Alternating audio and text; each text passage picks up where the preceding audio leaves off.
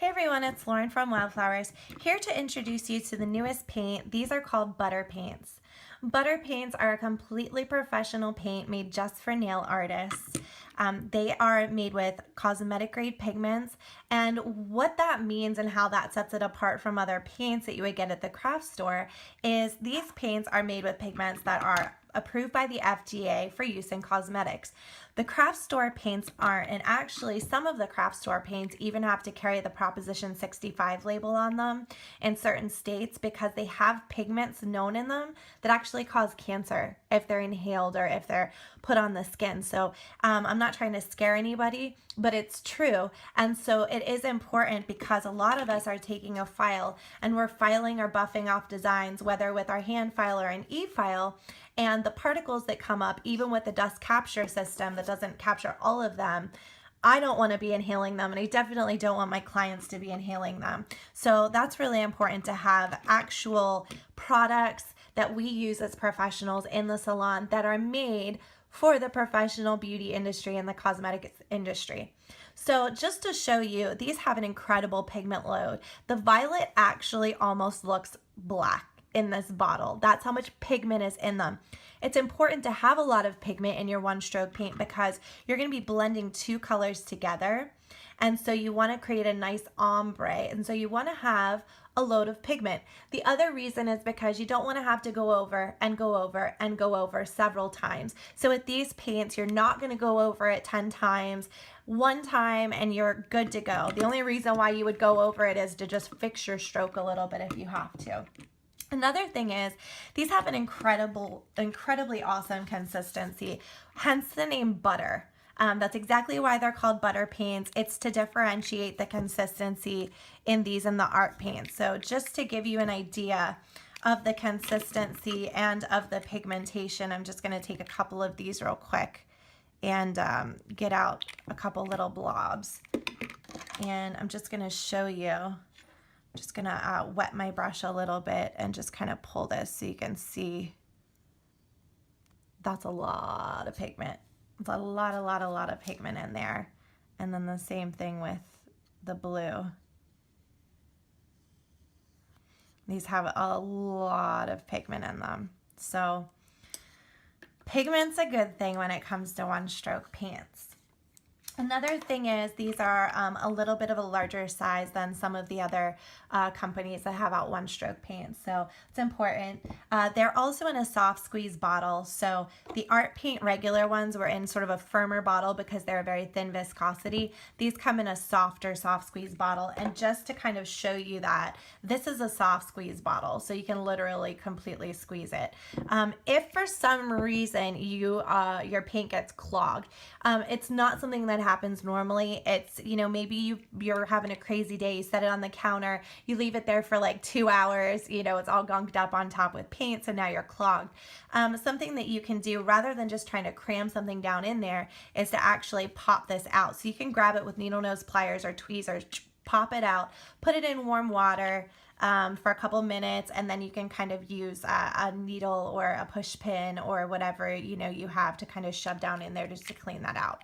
So they come in a nice soft squeeze bottle, and I just love them. I'm really proud of them, and I'm really excited to share them with you.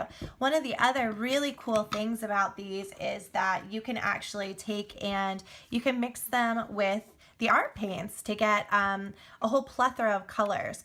So these come, I mean, you have your blueberry, cosmos, and marigold. These are your primary colors. You have a black and white, so you can create virtually any color that you can think of. So for example, say you want a brown that has a little sparkle in it, what you can do is you can take the maple, and we're just gonna get a little tiny bit of maple there. You can take the bronzer colored art paints, and you can actually mix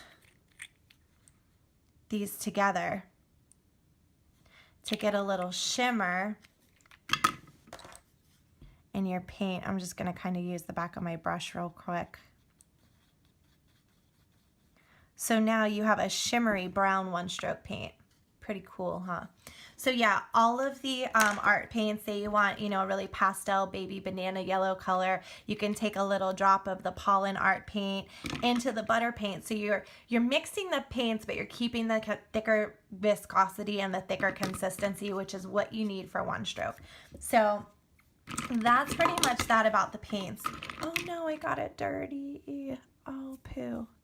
Anyway, I love my paints. I'm so proud of them. Yay, yay, yay, yay, yay. Okay, real quick, I just want to show you guys about the brushes. The brushes are new. Yay, so excited for the brushes too. So there's 2 new brushes to add to your collection of brushes. The reason why I do these in all these different colors is because when we're working, you don't always have the convenience, like pretend all of my brushes were black.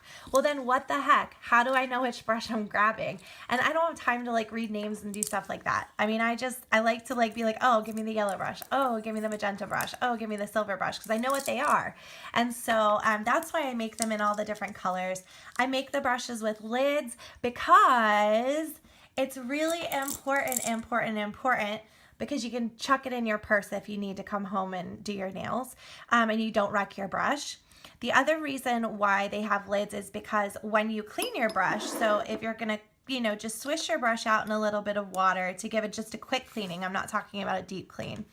Or real quick, I'll show you, for a deep clean with the brushes, I use a little liquid monomer, and I just put a drop or 2 of liquid monomer onto my brush. And I just sort of, wow, look how dirty that is. I'm not even kidding. Like, I had no idea that this was so gross. It didn't look gross, did it? Nope. So again, just a couple drops of monomer. Ew. Oh my God, this is incredible. It's like months worth of hidden treasures. Oh man. That's a dirty brush. Anyway, so here's how you clean your brush. Wow, would have never known. So I'm just using monomer and just kind of working it. Oh my goodness, that is a dirty brush. Anyway, once you're happy and you've cleaned your brush out well. And these are all of my brushes are made with Kolinsky sable hair. So I would say this brush is now clean. You don't want to store your brush up like this because all of that liquid is going to run down into the ferrule of the brush, and that's not a place you don't want the liquid running down into there. So it's important to either store your brush laying flat somewhere in one of those strappy things that you put your brushes in, make sure it's flat, or even better is to just store your brush with the brush side down. That way your brush doesn't get ruined or destroyed. So that's really important. Pop them all in, brush side down. You can do that with the lid. If you don't have the lid, you're gonna wreck your brush. So lids are, I honestly don't believe in selling brushes without lids. I know it sounds really crazy, but I don't believe in brushes without lids, except for the Fuzzy Buddy because it's meant to be messed up. But every other brush I'll ever sell will always have a lid. You can count on that. Anyway, back to the one stroke brushes here. So they're made with Kolinsky hair. Kolinsky hair brushes will last you, they can last you 10, 20 years if you take good care of them like I showed you. So take good care of your brushes. Don't abuse your brushes. Some people like to say, if you're going to use them for gel or gel polish, you should have a set for gel or gel polish. You should have a set for acrylic. I flip mine back and forth. I've never had a problem. I always clean in monomer. I've never had a problem going back and forth. So do what you want. If it makes you feel better to have a set for both, get a set for both. If it, you don't care to flip it back and forth between gel and acrylic paint, do what you want. I do. Anyway, so here are the brushes. This one is a just flat rectangular brush. And the pink one is an angled brush. So I'm really excited about them. I love my little brushes for one stroke. I think they're awesome, and I think they're the perfect size for nails. Honestly, I've bought brushes everywhere, especially at the craft store, trying to find the perfect brush for nails, the perfect size for nails, and through my experimentation, These are in my opinion, the perfect sizes. They're small enough that you can do the little comma strokes or little leaves. They're also big enough to get some big petals if you need to. You can always get other brushes, but this is a great start. I'll put it that way. Great start for brush sizes. So that's the brushes, and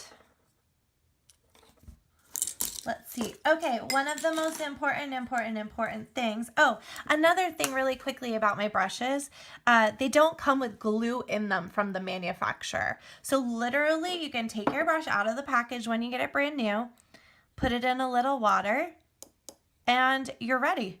That's all you have to do to it. So they don't have weird like stuff that you have to fling out or clean out or get out. Like, it literally just take it out, put some water in it, and you're good to go. Yay. I love that about my brushes too.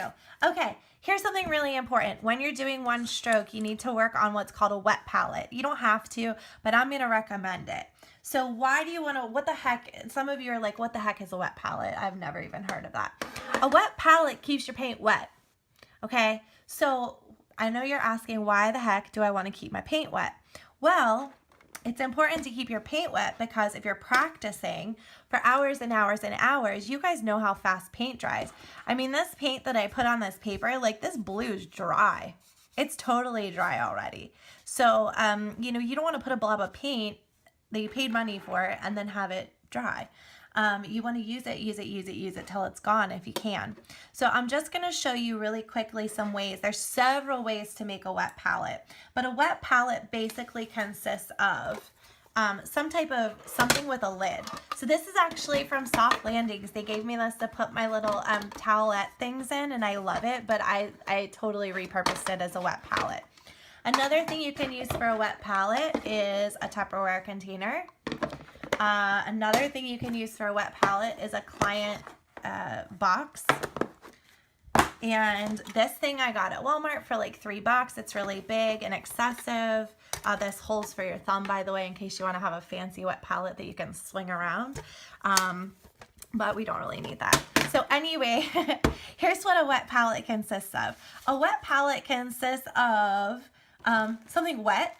So I like these little Swisper things. I get them just wherever, Walmart, CVS, Family Dollar, wherever. So it's just a cotton thing. Another thing you can use, obviously, is just a folded paper towel. That will work just as well. So some people cut a piece of sponge. I've seen people do this like 25 different ways. I have an art background. My mom's an artist, so that's how I know a lot of this weird stuff that a lot of normal nail techs don't know about. So anyway, here's a wet palette. This is 2 ways to do it.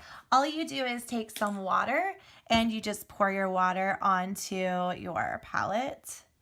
So whether it's going to be a paper towel or whatever, you just want to kind of soak that. You don't want the water like dripping out all over the place, but this is the basics of a wet palette. Then you want to take good old parchment paper. Sometimes it's called baking paper. This same thing, run to Walmart, wherever, Walgreens, everywhere should have it really. So this is parchment paper. Parchment paper is different than wax paper. Wax paper is just too waxy for this. And so parchment paper is actually perfect. So you want to cut yourself a little piece of parchment paper. I cut up a ton of it and just keep it somewhere. That way I can bust this out as quickly as I need to. And you just stick your parchment paper right on your wet towel. And that, my friends, is a wet palette. The best thing about it, it's got a lid. The lid okay, let me just talk really quickly about why the heck, because I'm sure some of you are like, this is a bit excessive. Okay, I'll tell you this. Keeping paint wet's important, number 1, for practice, and number 2, because you know how it is when you have a client and you do a flower on your client and the next client comes in and sees the flower and they're like, I want that. And so then you're like, okay, great. So then you do it, and they all want to copy each other all the live long day. Well, here you go. If you work on a wet palette and just do your wet palette, and keep it around, even if somebody doesn't ask for the flower, you can be like, hey, how about a 1-stroke flower? And then you can just bust this out and just use it. So that's why it's important. The other thing is it actually does affect the viscosity of the paint. And so the butter paints, although, yeah, you can grab this, you can just put it down on like an old business card or whatever and make one flower, absolutely. But if you're doing more than one flower, you know, putting it on this wet palette will affect the viscosity of this. It actually thins out the viscosity just slightly. It still keeps that shape and it still keeps the pigment. But I've actually done a wet palette, let it sit open like this all night long, come back, my paints are still perfectly wet. Totally awesome. Another thing is, for those of you who are traveling or mobile nail artists, it travels well. You know, you can get your paint on here. Just make sure you have this like in something where it's going to be like this, not like this, because that could be, or like this, that could be bad too. So anyway, you wanna travel. This travels very well. Travels from the salon back to your house for practice. It's inexpensive, and again, it's not necessary for just doing one flower, but it is if you're doing like a masterpiece. Definitely, I'm so strongly going to recommend a wet palette. So really, like, this is it. Here's your wet palette. Okay. Super important. And those are the basics of one stroke right there. I'm going to just show you a couple other things really quickly. So time to practice now. So we've learned how to make a wet palette. We've learned all about the paints. So when you're doing one stroke, obviously you need your wet palette. Oops, woo, fancy. You need some water. Okay, you need your one stroke brushes, and you need something to practice on, right? So I'm going to recommend practice a zillion times, because this takes practice. I'm not going to lie.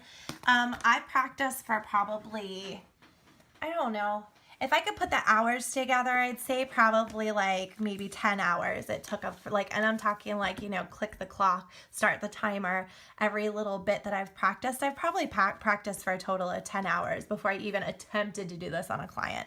So here's two things you can practice on that's very similar to a nail. And obviously you wouldn't want to work on just a shiny nail. You would want to buff this. And so what can we practice on that gives us something that's a very similar consistency? This is actually a piece of shoebox. Shoebox, for some reason, when it has that little bit of a like matty, shiny type of effect, shoebox is like amazing for practicing one stroke. So if you have some shoebox in your closet, go cut a piece of your shoebox. And again, I like to work on dark surfaces for this, because a lot of times you're working on a nail that's got a dark background. You can work on light backgrounds. You can work on whatever you want. Don't let it hold you hostage.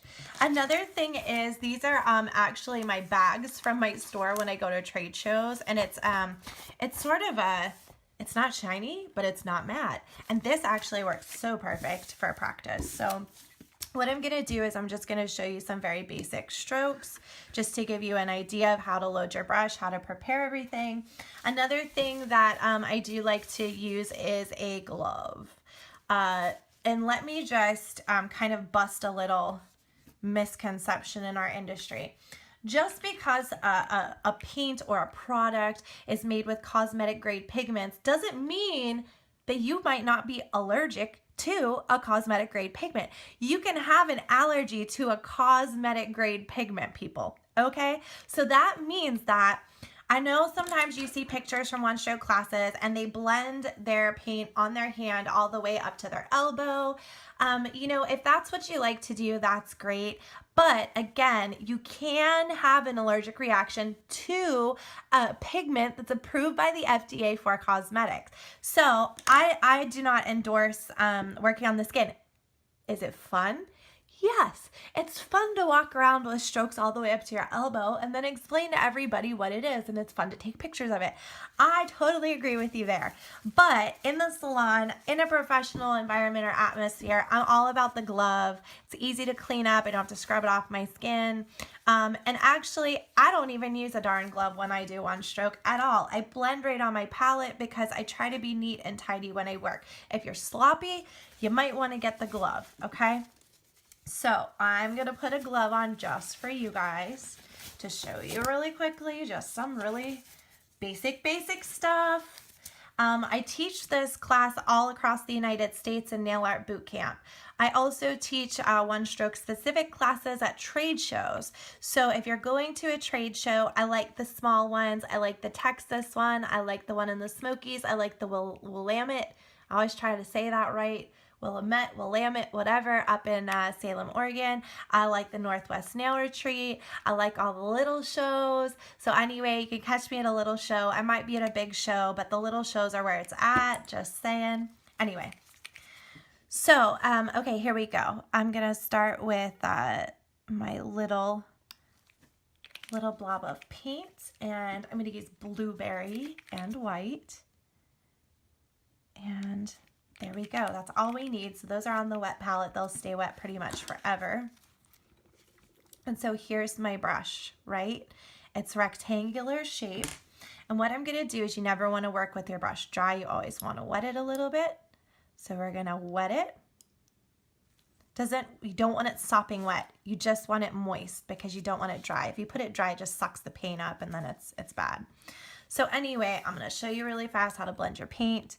You want to dip one corner into one color, y'all can see, and then the other corner into the other color, okay? And then you want to blend. So I'm going to put my white on top, and I'm just going to go over the same spot. You don't want to make this 20 miles long. You just want to kind of blend it, blend it, blend it. Now, okay, you can see I pretty much have a stripe of blue and a stripe of white. The point is to get like an ombre going on. So in order to get an ombre, you need to scoot your brush up just a hair and scoot your brush down just a hair as you're blending this. And so now we have a nice ombre. You can tell the difference in the paint, right? And so once my brush is loaded up and we're ready to go, I can go ahead and place the brush down on my surface, and I can go ahead and make my stroke. So there's my stroke. That was exciting, wasn't it? What I want you to look at is, look at my brush. Do you see how much paint is on my brush? Like not a lot at all, right? So you shouldn't have paint like all the way up onto your ferrule. You should just have a little paint. When I do this, I blend on the same spot over and over, which was why I was saying like, I don't necessarily need to do this all the way up to my elbow. I can just actually do this right on my palette. And I actually prefer to do this on my palette because it keeps the paint wet because I'm working on a wet palette. If you'll notice, this is pretty much dry, okay? If you do it down here, it keeps it wet. So, forget that stupid glove. Anyway, all right. So there's a basic stroke. Okay, when I'm making my strokes, you'll notice my brush isn't like this perpendicular. It's actually over to the side. I'm going to set my brush down. And I'm going to make that kind of stroke. And I'm going to make that kind of stroke. And no, I didn't reload my brush. Oh no. Anyway, it doesn't matter. If you have enough paint, make as many strokes as you want to. So anyway, that's the basics of one stroke. When you come to class, you'll learn several strokes. I'll teach you how to make your composition. I'll teach you how to put it together to actually make flowers out of it. But if you can't get a hang of the basics, just forget it. I mean, you have to get this part down pat. You have to understand how to load your brush properly. You have to understand the wet palette. You have to understand all of this stuff. One little more tidbit that I'll give you is like when you're actually making a flower or a flower petal, sometimes the specific flower or flower petal is going to call for more of one color than the other. So right now, as you can see, like, and I know it's kind of hard to see because I'm working on a black surface, but you know, we're about 50-50 here, right? So what I'm going to do is I'm just going to get a little bit of that out of my brush. Sometimes a flower is going to call for you to be, you know, 75% one and only 10% of the other. So you might have to do a stroke that looks more like that. Do you see the difference? Way less white, way more blue. Okay, so this is what I want you guys to practice. I want you to practice the wet palette. I want you to practice loading your brush. I want you to practice blending your colors a little up and a little down to get a nice consistency. And I want you to practice and have control. Like, I'm not just going to be sloppy. I'm actually going to control how much color is in my brush for each color. Once you get this, it's a breeze after that. Okay, so I have the whole kit on my website. You get the 2 brushes, you get the angled brush, you get the flat brush, you get all 10 of the butter paints. And again, if you want the freedom to be able to mix more colors, pick up some art paints while you're at it. I don't sell wet palettes. I might make one day to make everybody's lives easier, but make your own. It's not that hard, okay? So if y'all want to pick this stuff up, I have a limited quantity right now. I'm trying to make them as fast as I can for you guys. So I hope you enjoyed my little educational video about the basics of one stroke and about the new paints and the new brushes. And I hope you use it to your advantage, and I hope you make some amazing nails.